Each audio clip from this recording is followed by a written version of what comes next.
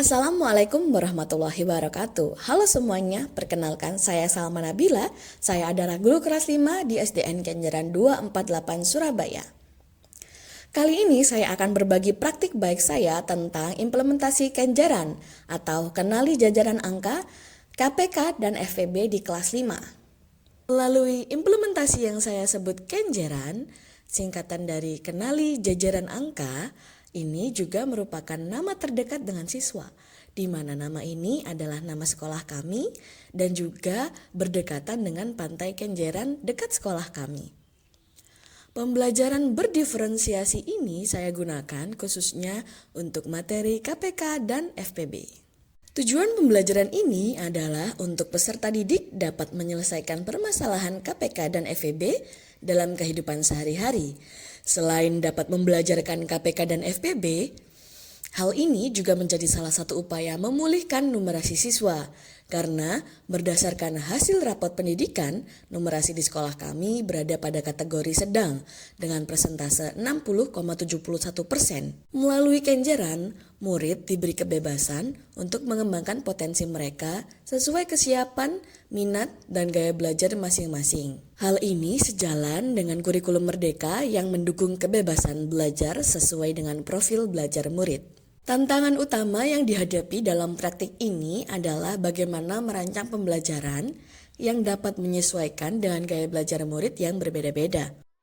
Sembari memastikan bahwa seluruh murid bisa mencapai tujuan pembelajaran yang sama, dalam hal ini saya menghadapi situasi di mana murid-murid di kelas saya memiliki beragam gaya belajar seperti kinestetik, auditory, visual, dan read and write. Untuk mencapai tujuan pembelajaran diperlukan strategi yang tidak hanya mendorong keterlibatan murid, tetapi juga memperhatikan kesiapan dan kondisi emosional mereka. Tantangan lain adalah bagaimana melibatkan semua murid terlibat aktif dalam pembelajaran interaktif, khususnya dengan menggunakan teknologi seperti Kahoot, Quizizz, dan lain-lain, serta memastikan kegiatan tersebut inklusif bagi semua murid. Dalam implementasi Kenjeran, saya menggunakan kearifan lokal dalam pembelajaran, karena kearifan lokal sangat erat dan dekat dengan siswa kami.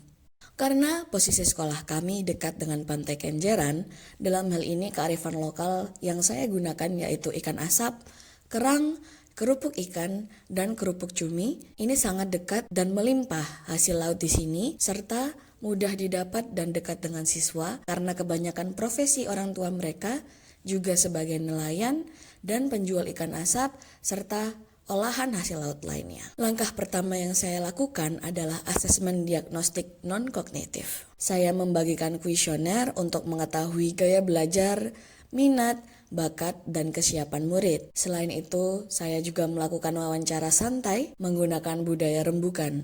Dengan ini, saya bisa lebih memahami bagaimana murid belajar di rumah. Serta saya juga mengidentifikasi gaya belajar apa yang mereka senangi.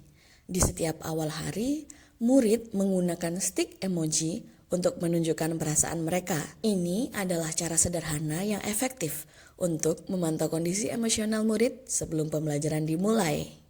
Dengan mengetahui bagaimana perasaan mereka, saya bisa menyesuaikan pendekatan, memberikan dukungan lebih jika diperlukan, dan menciptakan suasana belajar yang lebih kondusif. Setelah itu, saya juga membagikan asesmen diagnostik kognitif untuk mengetahui tingkat pemahaman murid terkait materi KPK dan FEB. Ini penting agar saya bisa memetakan siapa yang sudah memahami materi, siapa yang masih butuh bantuan, dan siapa yang perlu pendampingan lebih lanjut. Selanjutnya, saya masuk ke fase pembelajaran berdiferensiasi. Setelah saya melakukan pembukaan pembelajaran, menyampaikan tujuan pembelajaran, dan melakukan apersepsi, saya membagi murid sesuai gaya belajar mereka. Misalnya, murid dengan gaya belajar kinestetik mengenali jajaran angka dengan cara bergerak dan melompat. Murid dengan gaya belajar visual mengamati diagram Venn. Yang memiliki gaya auditori mendengarkan audio pembelajaran tentang KPK dan FPB. Sedangkan untuk murid gaya belajar read and write Mereka membaca dan menulis informasi berdasarkan tabel jajaran angka. Untuk membuat pembelajaran lebih menarik, saya juga mengajak murid membuat perahu kertas dari karton. Di sini aspek numerasi juga diselipkan. Murid belajar menghitung berapa orang yang bisa masuk ke perahu dan berapa karton yang diperlukan untuk kelompok mereka. Setiap kelompok juga dipimpin oleh seorang kapten yang tentu saja memakai topi kapten. Setiap kelompok kemudian mempresentasikan hasil kerja mereka di depan kelas. Presentasi ini dilakukan dengan perahu yang mereka buat, di mana mereka secara kreatif menunjukkan pemahaman mereka tentang KPK dan FPB. Ini bukan hanya melatih kemampuan akademik mereka, tetapi juga memperkuat kerja sama tim. Siswa diajak untuk memahami pola jajaran angka, yaitu daftar kelipatan dari suatu bilangan untuk KPK, serta daftar faktor dari suatu bilangan untuk FPB. Contoh, untuk KPK, siswa diminta menuliskan kelipatan dari dua angka yang berbeda, seperti kelipatan 6, yaitu 6, 12, 18, 24, dan seterusnya.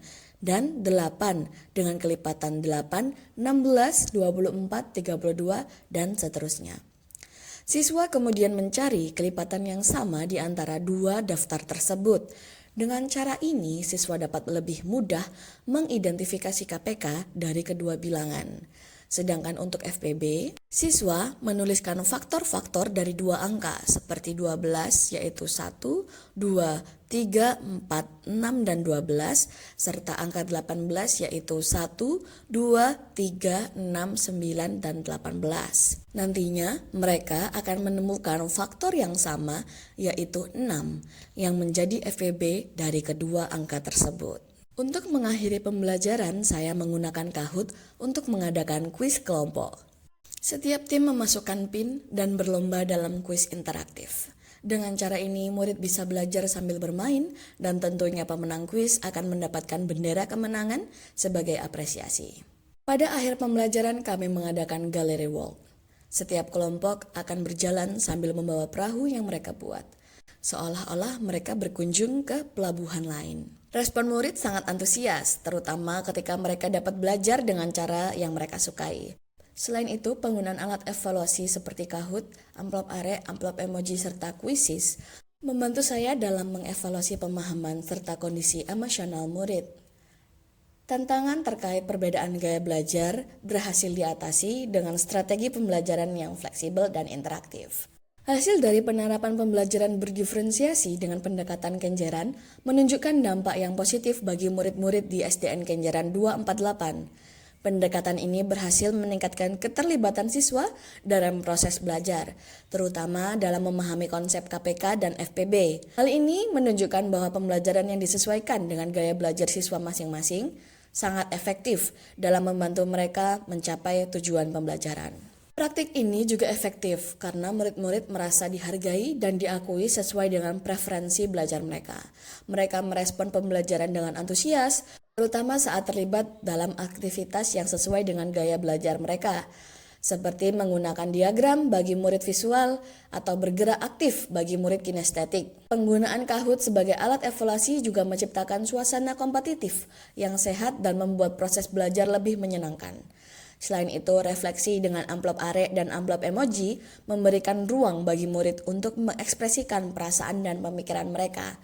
Dengan memberikan kebebasan kepada murid untuk belajar sesuai gaya dan ritme mereka, pendekatan ini berhasil menciptakan lingkungan belajar yang inklusif dan efektif. Pembelajaran yang saya dapat dari keseluruhan proses ini adalah pentingnya memahami bahwa setiap murid memiliki kebutuhan belajar yang unik. Dengan menggunakan pembelajaran berdiferensiasi, guru dapat membantu setiap murid mencapai potensinya tanpa memaksakan suatu metode yang sama untuk semua orang. Strategi ini menekankan bahwa pembelajaran bukan hanya tentang menyampaikan materi, tetapi juga tentang menciptakan pengalaman belajar yang relevan dan bermakna bagi setiap murid. Berikut ini bagaimana komentar dari murid serta guru lain. Pembelajaran yang Bu Salma gunakan sangat kreatif dan relevan untuk meningkatkan numerasi siswa. Belajarnya sangat menyenangkan karena kami belajar dari lingkungan sekitar. Cara belajar seperti ini membuat saya mudah paham. Amplop emoji dan amplop are dapat membantu kami menyatakan perasaan dalam pembelajaran. Terima kasih telah menonton video ini, semoga dapat menginspirasi guru-guru lainnya. Sampai berjumpa pada kesempatan lainnya. Wassalamualaikum warahmatullahi wabarakatuh.